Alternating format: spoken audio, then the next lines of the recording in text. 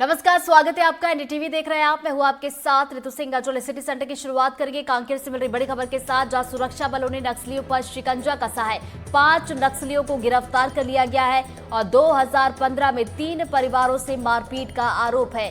सभी 3 परिवारों को गांव से बेदखल किया था और कोरर थाना के अलग अलग गांव से इनकी गिरफ्तारी कर ली गई है। तो बड़ी खबर कांकेर से आप तक पहुंचा रहे हैं। सुरक्षा बलों को एक बड़ी कामयाबी मिली है। नक्सलियों पर शिकंजा यहां पर कसा गया है। 5 नक्सली बताए जा रहे हैं जिनकी गिरफ्तारी कर ली गई है और 2015 में इन पर 3 परिवारों से मारपीट का आरोप भी लगा है और 3 परिवारों को गांव से बेदखल कर दिया गया था। और ज्यादा जानकारी के साथ हमारे सहयोगी नीरज तिवारी हमारे साथ फोन लाइन पर जुड़ गए। सीधा उनका रुख करेंगे। नीरज, देखिए कहां से इनकी गिरफ्तारी हुई है, क्या कुछ ताजा अपडेट आपके पास? देखिए, लगातार जो है एनआईए की टीम के हैं या फिर कांकेर पुलिस की टीम के हैं, वो लगातार नक्सल इलाकों में पहुंच रही है और जो नक्सल के सहयोगी है या यूं कहे कि नक्सली हैं, उनको पकड़ने की कार्रवाई लगातार जारी है। और आज कांकेर पुलिस ने बेहद ही बहुत अच्छी कार्रवाई की है, जो कांकेर पुलिस की सफलता का विषय बना हुआ है। 5 जो माओवादी हैं जो बीते कई सालों से फरार थे और जो इलाके में सक्रिय रहे हैं और जो लोगों को डराने धमकाने सहित नक्सलियों तक सामान पहुंचाने का भी काम करते थे, ये वही लोग हैं जो लंबे समय से फरार थे। इनको रात्रि के वक्त लगभग 3 से 5 बजे के बीच में पकड़ा गया है और सभी 5 माओवादी जो है फिलहाल पुलिस की गिरफ्त में हैं। आज दोपहर को जो गांव के लोग हैं वो कांकेर थाना पहुंचे थे। उनका कहना है कि ये जो लोग हैं निर्दोष हैं, ग्रामीण हैं, बावजूद इसके पुलिस के पास उनके पुख्ता सबूत थे। सबूत के आधार पर सभी को गिरफ्तार कर लिया गया है। तो चलिए, यहाँ पर सबूत मिले थे, इनपुट्स मिले थे, जिसके बाद बड़ी कार्रवाई की गई और बड़ी सफलता यहाँ पर मिली है। बहुत बहुत शुक्रिया नीरज आपका जानकारी के लिए। और अब खबर खेल की दुनिया से। भारत और न्यूजीलैंड के बीच महामुकाबला चल रहा है। न्यूजीलैंड पहले बल्लेबाजी कर रहा है तो वही टीम इंडिया की जीत के लिए सूरजपुर में समर्थक और क्रिकेट प्रेमी पूजा अर्चना और हवन भी कर रहे हैं। आईसीसी चैंपियंस ट्रॉफी में भारत की जीत के लिए हवन पूजन किया जा रहा है। क्रिकेट प्रेमी और समर्थकों में उत्साह नजर आ रहा है। तो ऐसे में सभी ने उम्मीद जताई है कि टीम इंडिया फाइनल मुकाबला अपने नाम करेगी। इस दौरान एनडीटीवी की टीम ने टीम इंडिया के समर्थकों से बातचीत की है।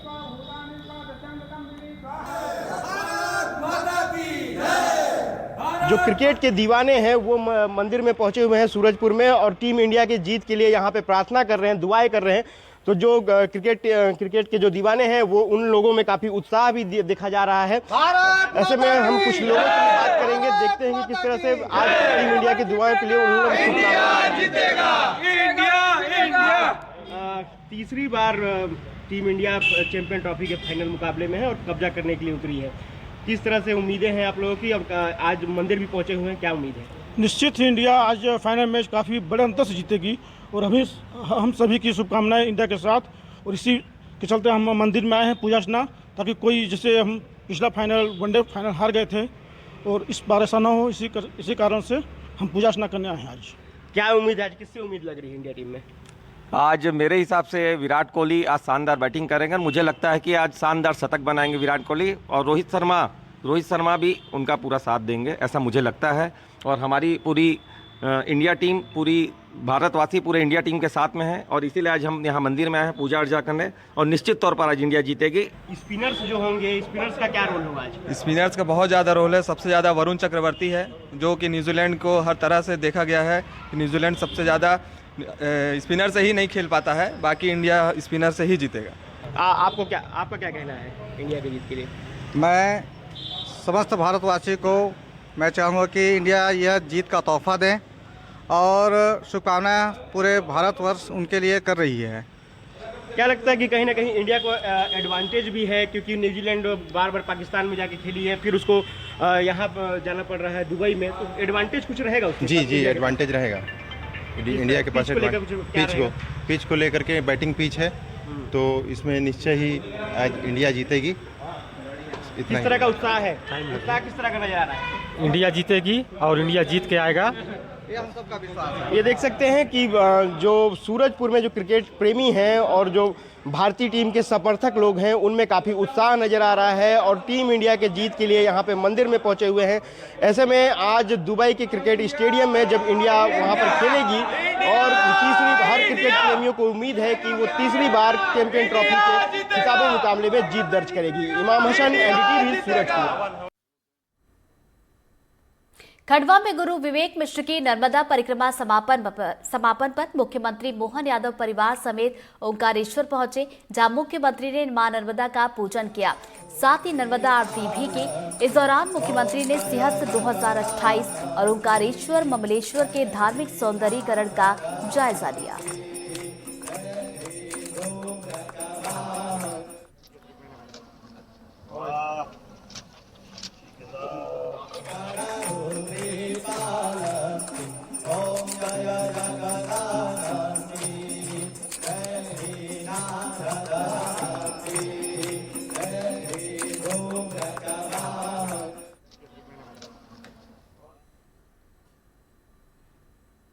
बालाघाट के ऐतिहासिक रेंजर कॉलेज को बचाने की मांग अब तेज हुई है। सर्व समाज की महिलाओं ने सांसद भारती पारदी से मुलाकात की। उन्होंने कॉलेज के जबलपुर स्थानांतरण का विरोध किया। रेंजर कॉलेज की स्थापना 1907 में अंग्रेजी शासनकाल में हुई थी। 1979 से यहां पर रेंजरों का प्रशिक्षण शुरू हुआ, लेकिन 2014 में अंतिम बैच के बाद से ये प्रशिक्षण बंद है। स्टाफ की कमी और आवागमन इसकी प्रमुख वजह है। सांसद भारती पारदी ने महिलाओं को आश्वासन दिया। उन्होंने जिलेवासियों के साथ मिलकर कॉलेज को बचाने का वादा किया।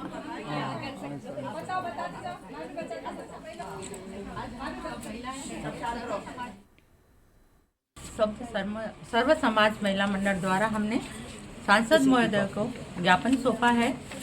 इसमें हमने जो रेंजर कॉलेज है हमारे यहाँ, वो बहुत सालों से है, इसका स्थान और कहीं होने जा रहा है। तो हम सभी से विनती कर रहे हैं कि सांसद महोदय वो यहाँ यथावत रहे, इसके लिए ज्ञापन सौंप रहे हैं और वो पुरजोर अपना प्रयत्न करेगी और यथावत रहेगा। हमें ऐसी आशा है। तौर पर बालाघाट की पहचान, मैं हमेशा ये बात को कहते आई हूँ, मैंने पार्लियामेंट में भी इस बात को कहा है और उस दिन माननीय मुख्यमंत्री जी आए तब भी मैंने इस विषय को रखा था कि रेंजर कॉलेज बालाघाट की पहचान है। और वो आज से ही नहीं, मुझे याद है जब हम छोटे छोटे थे तब से हम इस चीज़ को देखते आए कि एक बालाघाट ज़िले में बाहर के लोग आते थे, पूरे देश भर के लोग यहाँ अध्ययन करने भी आते थे और ट्रेनिंग के लिए भी आते थे। लेकिन कुछ दिनों से जो संज्ञान में आया और इस पर मैंने जब इस विषय को ध्यान में लाके इसमें बात की विभाग में, दिल्ली में भी और मध्य प्रदेश में भी, तो जो मुझे संज्ञान में आया उसमें यह है कि रेंजर कॉलेज जो है वो कॉलेज यहाँ से चला जाएगा और केवल ट्रेनिंग सेंटर यहाँ रहेगा, जिसका हम पुरजोर विरोध करते हैं। शहडोल जिले के रेलवे स्टेशन को अमृत भारत योजना के तहत शामिल किया गया है और इसके कायाकल्प का काम भी शुरू हो चुका है, लेकिन 1.5 साल से अधिक समय बीत जाने के बाद भी काम में कोई खास प्रगति नहीं हुई है। इसकी वजह है कि काम की रफ्तार बहुत धीमी है, जबकि काम को पूरा करने के निर्धारित लक्ष्य 2025 तय किया गया।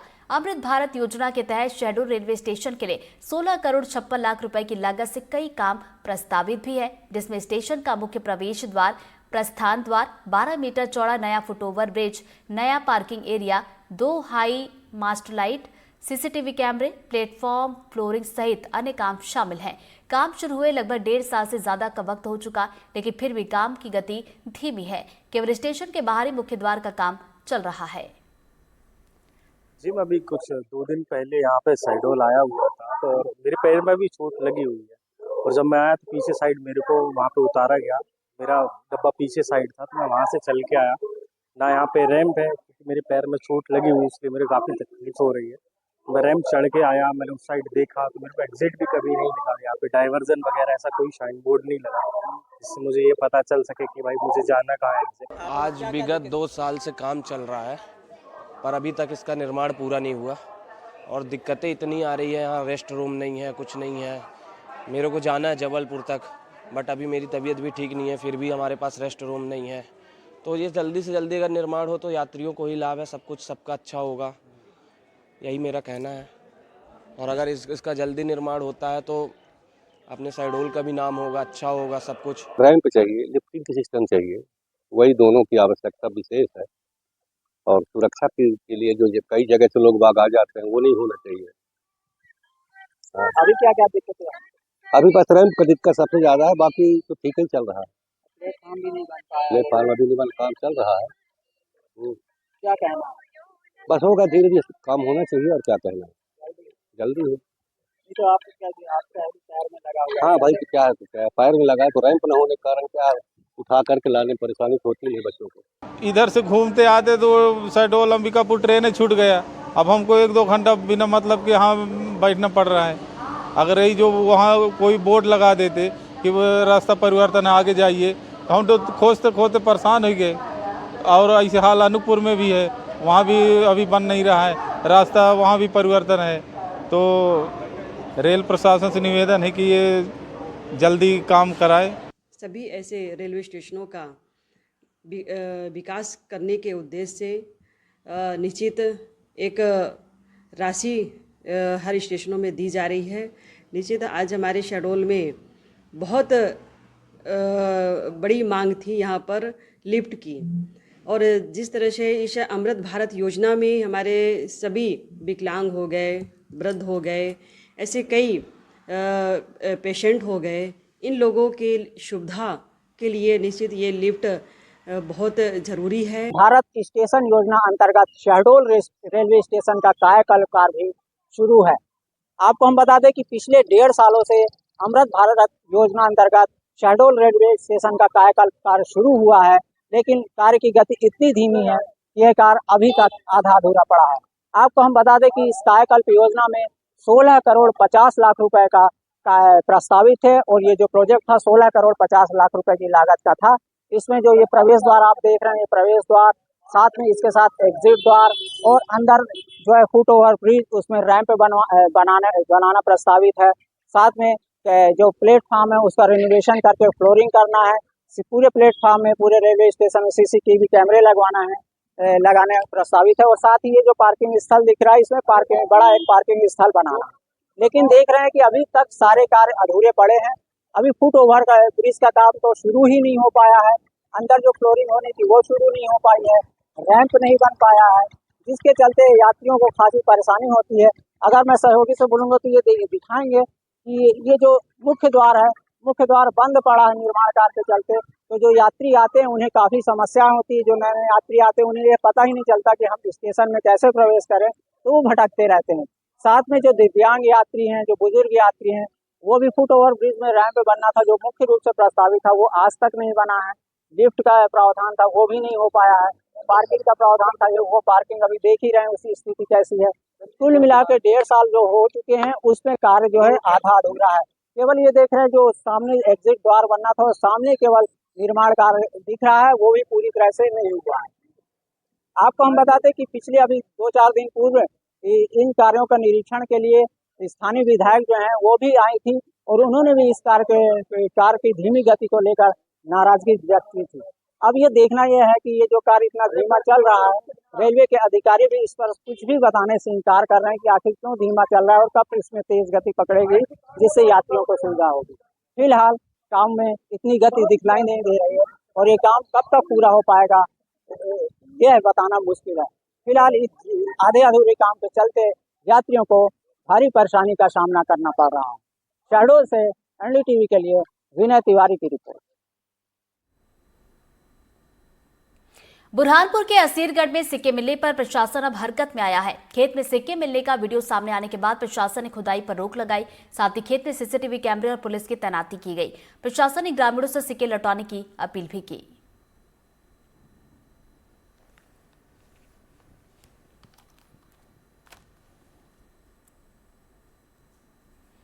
कांकेर के भैंस गांव, काना गांव, मुरा गांव के सैकड़ों से भी ज्यादा की संख्या में ग्रामीण कोतवाली पहुंचे। ग्रामीणों का आरोप है कि गांव के 5 से 6 लोगों को रात के वक्त पुलिस अपने साथ लेकर चली गई। जिन लोगों को पुलिस ने पकड़ा वो नक्सल मामले में कभी शामिल नहीं रहे। सभी लोग खेती किसानी का काम करते हैं। वही मामले में पुलिस का कहना है कि सूचना के आधार पर उन्हें पकड़ा गया है, जिससे फिलहाल पूछताछ जारी है। ग्रामीणों को समझा बुझाकर वापस भेज दिया गया है।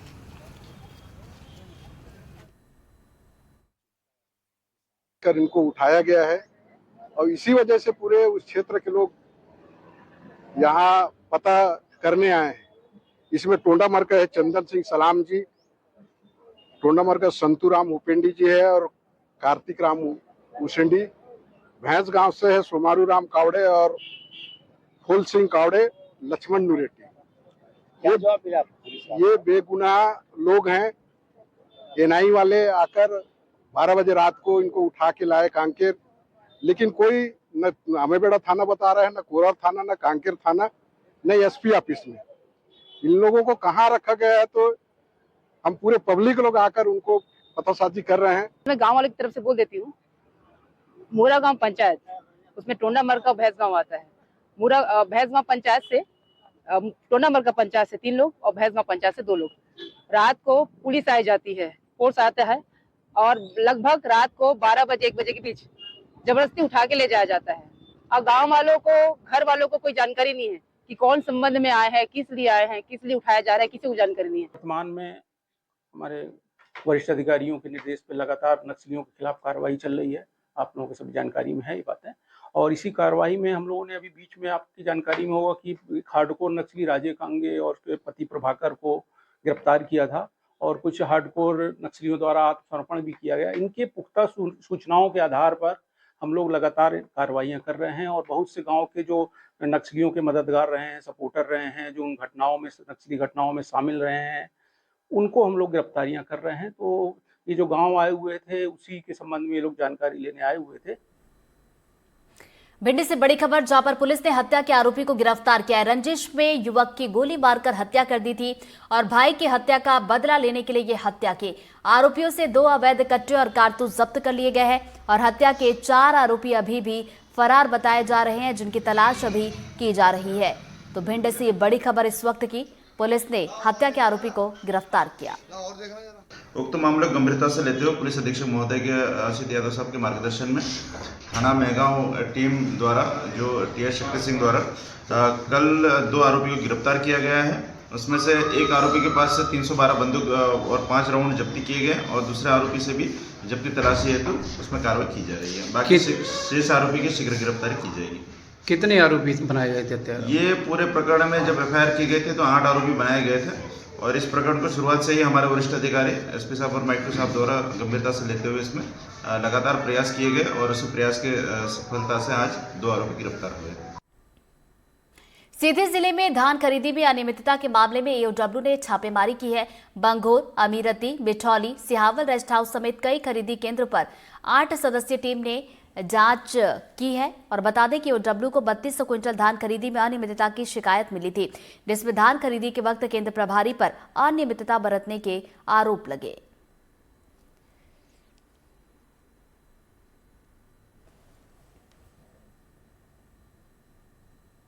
रीवा के संजय गांधी अस्पताल में भाई बहन की पिटाई का मामला सामने आया। दरअसल युवक अपनी मां का एक्सरे कराने के लिए गया हुआ था। आरोप है कि रेडियोलॉजी विभाग के स्टाफ ने युवक को एक्सरे रूम में बंद करके पीटा और जब उसकी बहन बीच बचाव कराने आई तो उससे भी मारपीट की गई। मारपीट के दौरान युवक बेहोश हो गया। फिलहाल युवक की हालत गंभीर है। वही अस्पताल प्रबंधन का कहना है कि कमेटी गठित करके मामले की जाँच की जाएगी और आरोपी पाए जाने पर कड़ी कार्रवाई।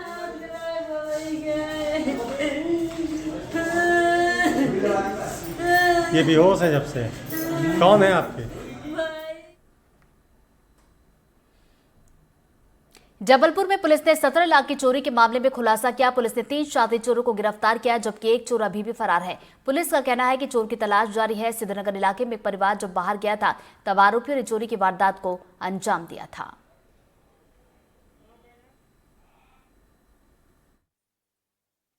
जैन है जो सिद्धनगर खीरमाई में रहते हैं, गाढ़ा क्षेत्र में। ये दमोह अपने घर गए हुए थे 25 फरवरी को गए थे और 2 तारीख को आए तो उनका घर का ताला टूटा हुआ और सामान अस्त व्यस्त मिला, जिसमें लगभग 17 लाख के आसपास का इनका सोने चांदी के जेवरात और नकदी सामग्री इनकी चोरी गई थी। जो पुलिस अधीक्षक महोदय के निर्देशन में टीम का गठन किया गया था और टीम को इसमें प्रकरण में सफलता मिली है और 3 आरोपी गिरफ्तार किए गए, जिनसे मैक्सिमम मसरूका का लगभग 15 लाख रुपए के सोने चांदी के जेवरात और नकदी रुपए जब्त किए गए हैं। ग्वालियर के सबसे पुराने इंजीनियरिंग कॉलेज MITS में 2 गुटों में मारपीट हो गई। छात्रों के बीच मारपीट कॉलेज के इवेंट के दौरान हुई। मारपीट देखकर कॉलेज परिसर में भगदड़ से मच गई। हालांकि पुलिस के पास किसी तरह की शिकायत दर्ज नहीं कराई गई है। घटना का वीडियो भी सामने आया, जिसके आधार पर पुलिस मामले की जांच कर रही है।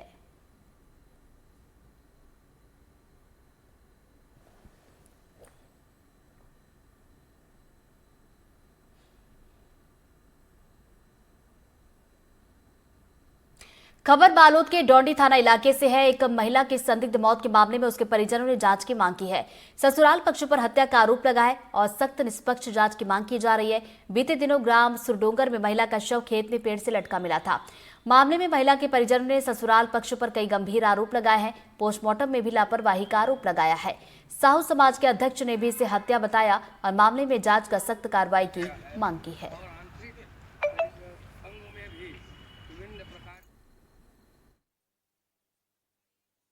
मामले की जानकारी मुझे मोबाइल के माध्यम से मिला था, तो मैं अपने देखा, फिर सुरडोंगर फ़ोन लगाया कि तुम्हारे गांव इस टाइप के घटना घटा है और आप लोग चुप बैठे हो।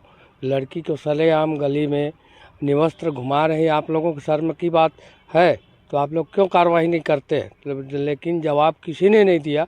फिर मेरा मन उसमें लगा था, मैं धीरे से पता करने का प्रयास किया तो लोगों के द्वारा बताया गया कि लड़की को दौड़ा दौड़ा करके मारा गया है। उसके बाद इसको आत्महत्या का शक्ल दे करके फांसी पे टांगा गया है। यह मिले न्याय मिले और का कहते हैं, हमारे बेटी ला जब फोन करके बुलाइस ते हम नहीं आ पाए और हमारे बेटी ला मार पीट के गाली गलौज दे के फांसी फंदम लटका दीस और का कहते ओकर घर में भी आए तो ओकर सास भी बहुत गाली गलौज दीस और दमान भी बहुत गाली गलौज में बके गए है और का कहते हमेशा घर भी जाए फिर भी मार पीट के घर ले लाने वहाँ और हमार कोई गरीब के सुनाई नहीं करे। हम आप थाना तक आए, थाना में भी सुनाई नहीं करे। वो शादी होकर के सुरडोंगर आए रही से और सुरडोंगर आए रही से ओकर बाद फिर जीजा जितेंद्र साहू वाला पहले भी प्रताड़ित करे तो गांव स्तर पर समझाइश करेगी रही से, फिर पुलिस के में हाँ नहीं करो इसे करके, लेकिन फिर भी ओकर बाद भी करते रही से। लेकिन अब ऐसे करते करते समय बीतते जैसे, लेकिन अभी बात यहाँ तक के पहुँच गई कि कुछ दिन पहले जब फ़ोन आई कि आपके बेटी या इस प्रकार से ऐसे वैसे बहुत सारा गाली गलौज करेगी, तो फिर ओकर बाद फिर हमन हाँ पूरा परिवार लेकर के ओकर घर सुरडोंगर पहुँचे। तो सुरडोंगर पहुँचे के बाद पता चलिस कि घर में हमार दीदी नहीं रही से, तो आसपास सब जनला पूछेगी तो फिर कोई जानकारी नहीं मिलिस। तो वही बीच में जितेंद्र साहू ऐसा और सीधा जेकना घटना हो रही से तेकना लेकर के जैसे तो वहाँ पर देखेगी कि हमार दीदी हाँ वहाँ लटके रही से पूरा और ओकर पूरा शरीर में पूरा काटे के निशाने से, मारपीट के निशाने से बड़े बड़े फोड़ा रही सावे।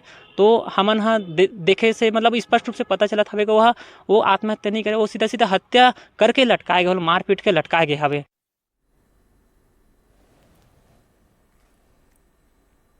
बुरहानपुर के नेपा नगर स्थित नेहरू स्टेडियम में भगोरिया उत्सव का आयोजन किया गया, जिसमें हजारों की संख्या में जनजातीय कलाकार शामिल हुए। कार्यक्रम में कलाकारों ने ढोल मादल की थाप और बांसुरी की धुन से सबका मन मोह लिया। कार्यक्रम में महाराष्ट्र के लोक कलाकारों के साथ साथ मध्य प्रदेश के कलाकारों ने भी शानदार प्रस्तुति दी। समारोह में जनजातीय समाज की महिलाएं पारंपरिक वेशभूषा में नजर आई तो कुछ युवतियां ट्रेडिशनल ड्रेस में भी दिखी। बता दें कि निमाड़ के आदिवासी बाहुल्य क्षेत्रों में इन दिनों होली के पहले भगोरिया पर्व मनाया जा रहा है। 7 दिन चलने वाले इस लोक पर्व को आदिवासी समाज का मुख्य पर्व माना जाता है।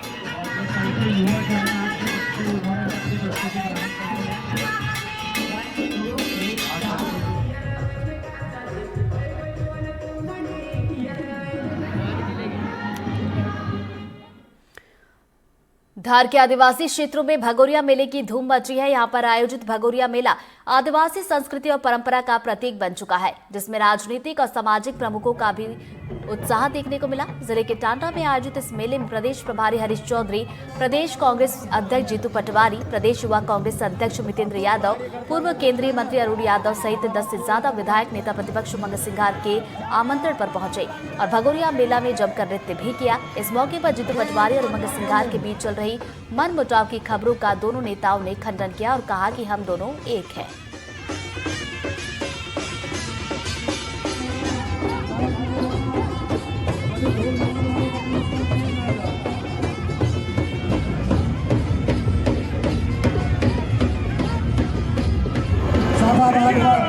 दिल मिल रहे, गले मिल रहे हैं और ऐसे रहते दोनों हमेशा के अच्छे दोस्त हैं। बीजेपी इसी भ्रम में रहे। धन्यवाद उनको।